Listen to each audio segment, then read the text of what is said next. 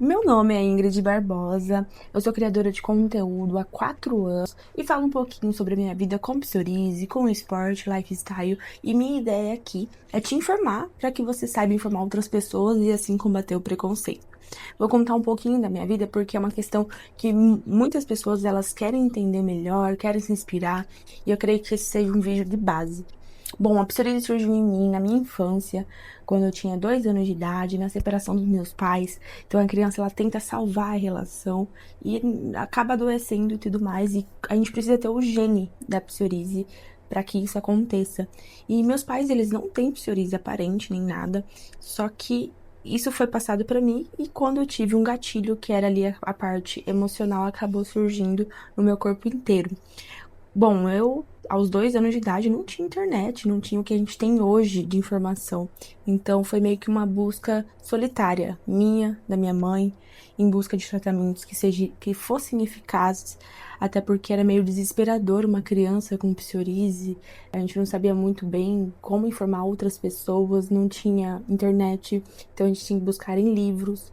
E também a parte de dermatologista, a gente passou por vários, quase todos aqui da minha cidade em busca de um tratamento que fosse eficaz e que também não fosse tão agressivo para uma criança, né?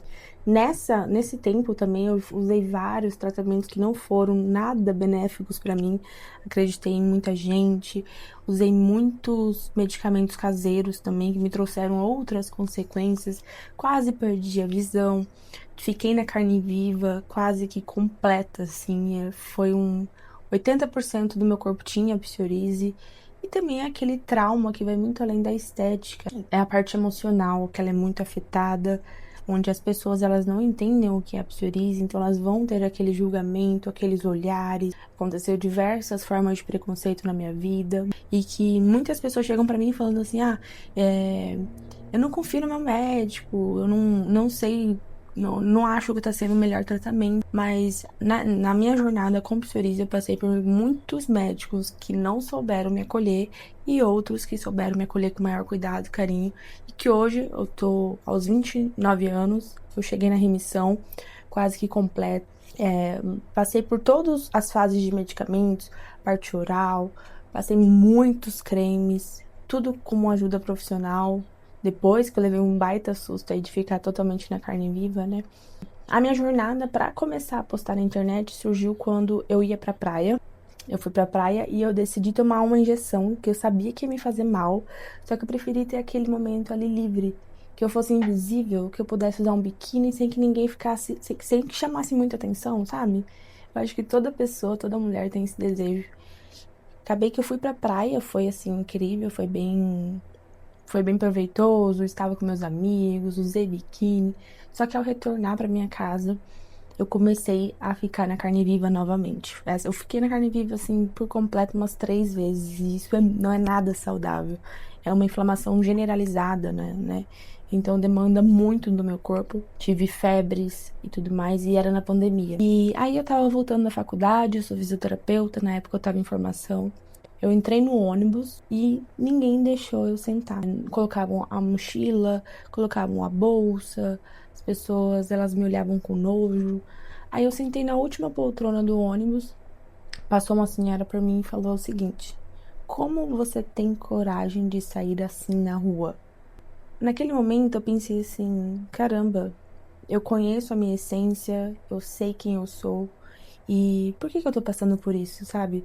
Por que eu tô sendo tratada como se eu tivesse uma doença transmissível e que eu fosse totalmente responsável? E assim, a gente estuda sobre a psoríase é uma doença genética, crônica, ela não afeta somente a pele, é uma inflamação generalizada, influencia vários órgãos, então a gente sabe que ela não é transmissível.